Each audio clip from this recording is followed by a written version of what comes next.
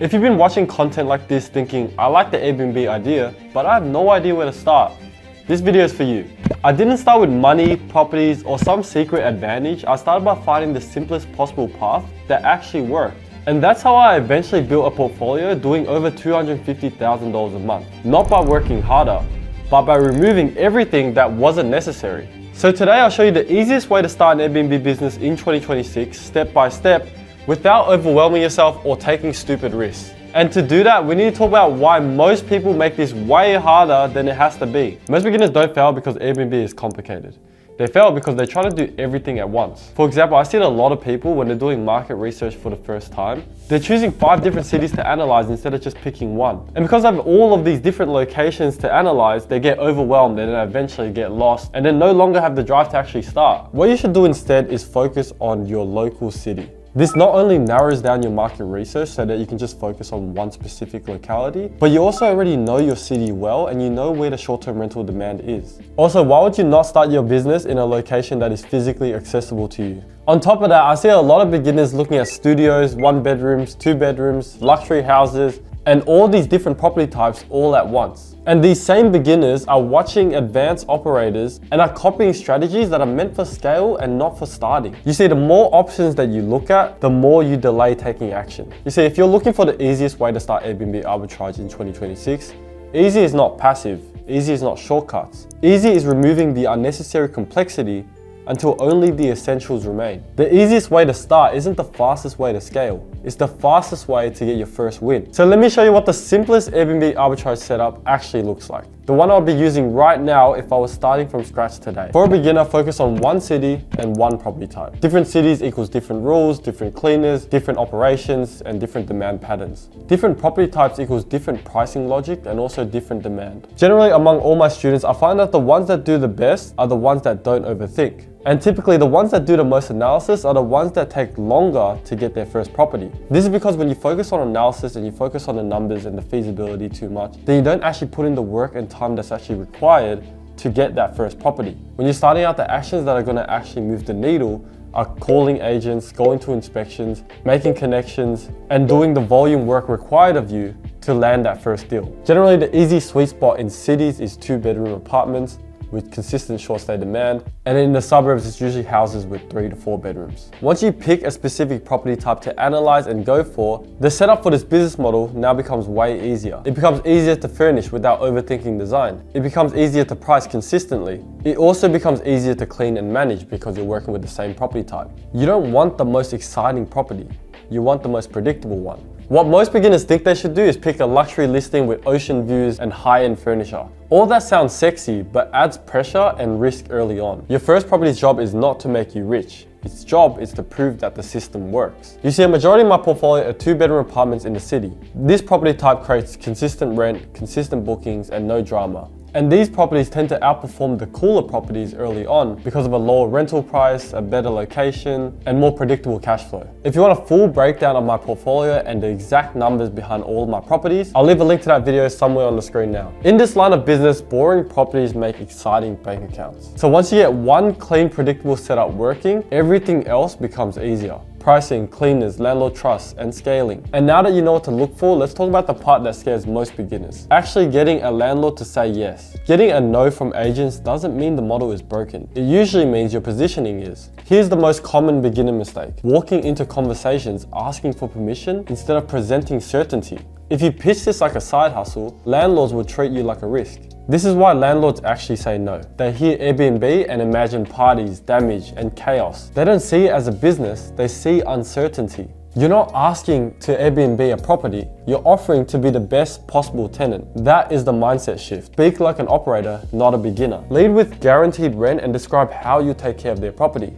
With consistent cleans happening every few days, with maintenance covered up to $300, and a high likelihood of a lease renewal, which saves them from the hassle of tenant turnover. It's a no-brainer that you are the ideal tenant. For me, it took about 3 weeks to get my first yes, and about 30 agents contacted. But once we secured that first deal, our second one only came a week after that. Because here's the thing, your first approval is the hardest. Every one after that gets easier. Because once you actually have properties under your belt, now you have a proof of track record. Now you have credibility and skin in the game. And it's easier for a landlord to trust you with their property.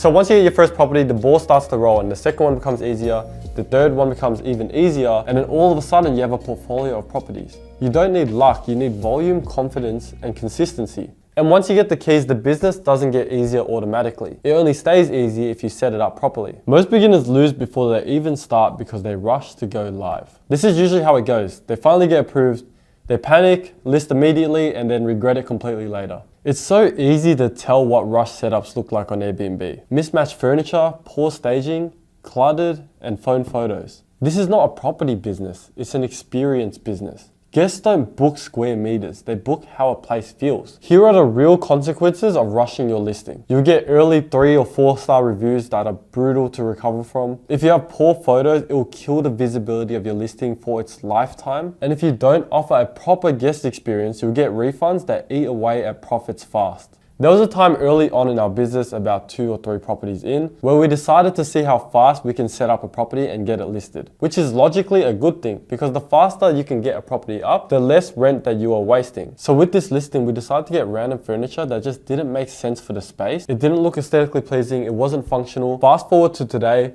that listing is now our worst performer because we rushed the entire setup. You see, the photos and how your space is set up will determine exactly how many people will click into your listing. And the more people that click in, the more people that will book. So if your space or photos don't offer an experience that is competitive to the Airbnb market, your revenue and reviews will suffer as a result. Only recently, we refurnished the entire space for that property and retook the photos. And that costed us more than what we saved on rent back then. And not to mention all of that lost revenue that we incurred over the last few years of that listing. All of that could have been prevented if we just didn't rush the setup. So here are some simple beginner rules that are easy to remember. First of all, always use photos that are taken by a professional real estate photographer. Don't use your iPhone for listing photos. This is potentially tens of thousands of dollars on the line. And if you cheap out just to save a couple hundreds of dollars, you're going to regret it in the long run. Secondly, always do a test stay or walkthrough of your listing. Especially for your first few ones, I recommend staying in the property and experience what it's like to actually be a guest. You'll be surprised what you might find out about the property after staying there. Never let your cleaners figure it out. Use checklists. Even if your cleaners are experienced in Airbnb turnovers, you should always make checklists that are specific for your property and specific for your operations. Give step-by-step instructions for exactly what your cleaners need to do for your property. At the end of the day, a clean, boring, well-run listing beats a flashy, rushed one every single time. Okay, now once the listing is live and booking starts coming in, this is exactly how to keep your business easy instead of stressful. This business only gets hard when you try to do everything yourself. The shift that you need to have as a business owner is from I do everything to I manage systems. Here are the 3 core systems that keep it easy. Number 1 is your pricing system. For your pricing, always use a dynamic pricing software that handles revenue daily. PriceLabs is basically a software that changes your daily rate in real time based on market data and market demand. So if you have an event on a certain weekend, then PriceLabs will automatically push up the prices for those days. Now don't get me wrong, this doesn't mean that you go into PriceLabs, set a base price and forget it. You still need to do your revenue management at least once a week. This means going into your PriceLabs on a regular basis, analyzing the key performance indicators of your portfolio, and making adjustments to your prices that reflect the performance of your listing. Okay, the next system is your cleaning system. Now your cleaning system is crucial because it determines if your listing is a 1-star review average or 5-star review average. Every turnover for your property should have the same checklist and the same standard.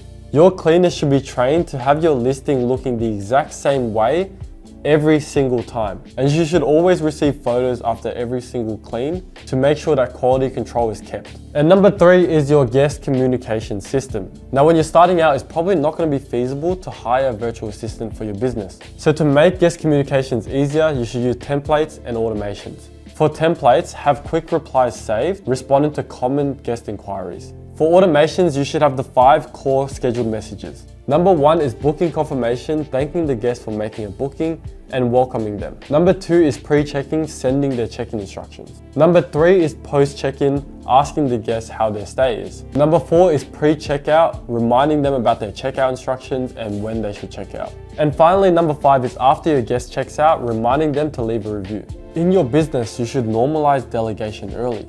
Cleaners are leverage, not expenses. VAs are necessary, not fancy. At the beginning of our business, we thought we should do everything ourselves because it will protect our margins. So we were cleaning every single day up until about 4 properties. And at the same time, we were also scaling and picking up new properties. At 4 properties, we decided that our time is better spent scaling and growing the business rather than being inside the business. And that's when we hired cleaners. However, it wasn't until 15 properties that I decided to get my first virtual assistant. This was when I was doing everything myself and being woken up at 2 a.m. because some idiot missed their check-in time. So when I hired my first virtual assistant, everything changed because all guest communications was delegated to my virtual assistant. And because I had cleaners, the entire day-to-day operation was completely systemized. And it wasn't until around 35 properties that we hired our first manager and got our own warehouse. So our entire day-to-day operation runs without the involvement of us. And after all of this, our stress dropped even as revenue grew. And although our margins have definitely decreased, we're able to spend more time on higher leverage tasks and grow our business even more.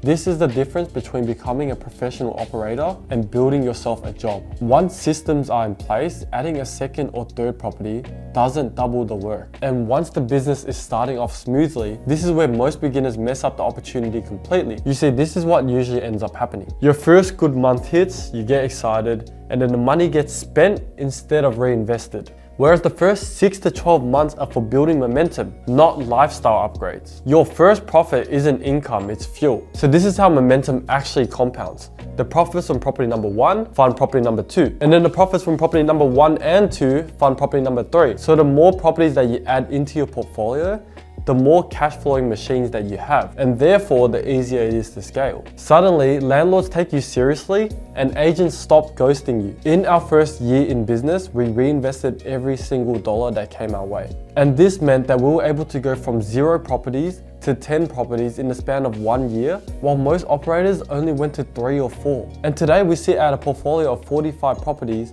in the span of 2.5 years. This is the power of the compounding effect and the power of reinvesting. So if you've been watching this and thinking, okay, this actually sounds doable, here's the reality. People are already making $11,000 a month plus on Airbnb without owning a single property, without having a license, and without any experience, because they're following a proven system instead of guessing. So I put together a short 5-minute free training that shows you exactly how this works and how you can book your first guest within the next 30 days. If you want to see the step-by-step, the link is below. And if not, at least now you know what's actually possible.